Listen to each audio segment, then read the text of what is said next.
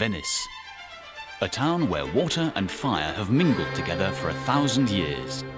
Facing Venice, the island of Murano has a long glassmaking tradition dating back to the 13th century. Since the time of the Renaissance, glassmakers have developed into an actual corporation.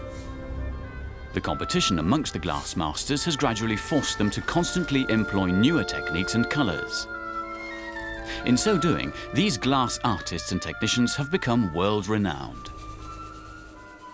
The glassmakers have always used a specific recipe of minerals. This composition has been a jealously guarded secret throughout generations. The mixture is stored in 4 big furnaces known as crogioli, each one bearing a different colour.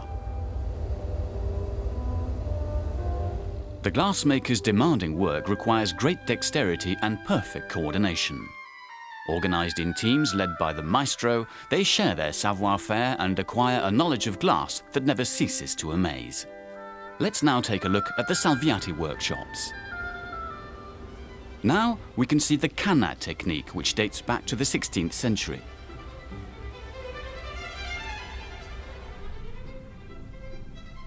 The canni come in the form of glass rods with different colours and dimensions and are laid out on a flat surface so as to form a decorative pattern.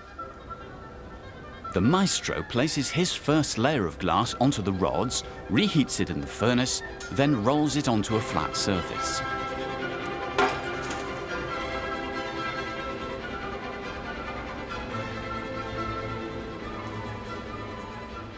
He dips this piece into the transparent glass and then moulds it with the aid of wooden or metal tools.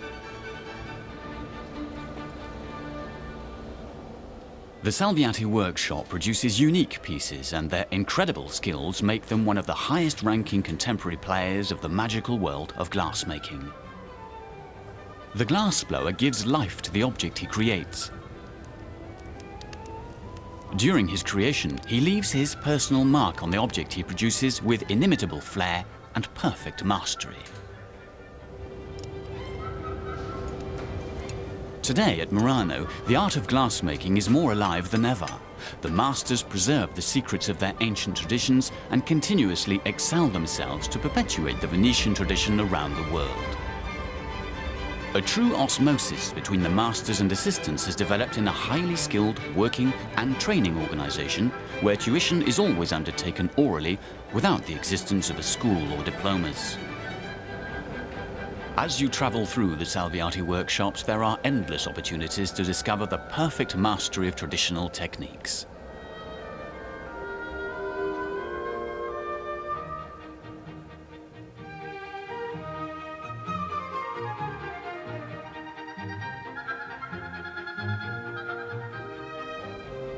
After having gathered huge masses of glass and dipped them successively in the red or transparent pots of molten glass, the master glassmaker starts creating.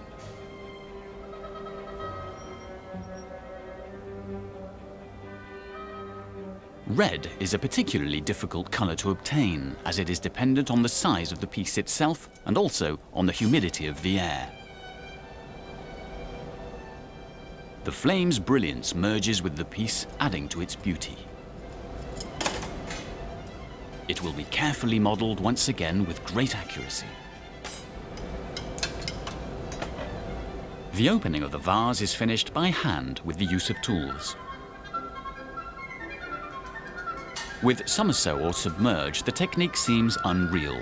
There are floating strands of red in the transparent glass.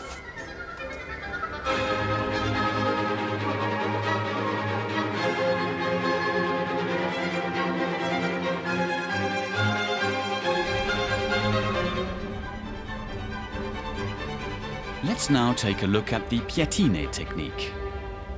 The maestro blows the first layer of transparent glass, while his assistant puts together long rods cut into small squares to form a mosaic.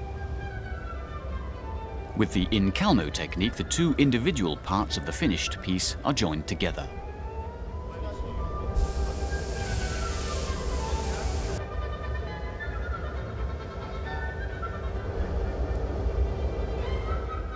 The tasks undertaken in the workshop make it apparent that this practice often necessitates a huge amount of skill and physical effort.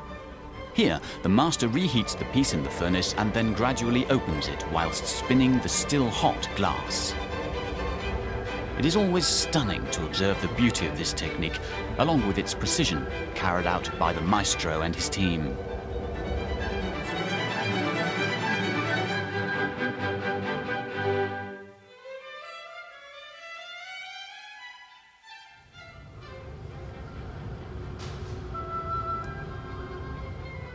It is always an immense pleasure to enter into the amazing world of Italian glassmakers.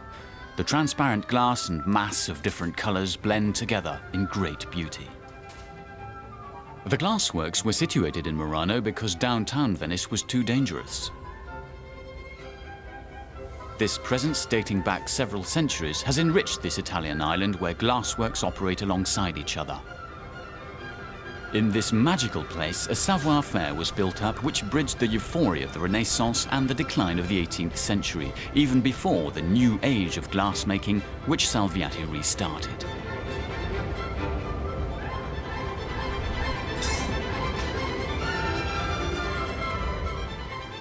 Salviati, at the heart of the workshops of Murano, is today the prestigious ambassador of this marvelous art of glassmaking.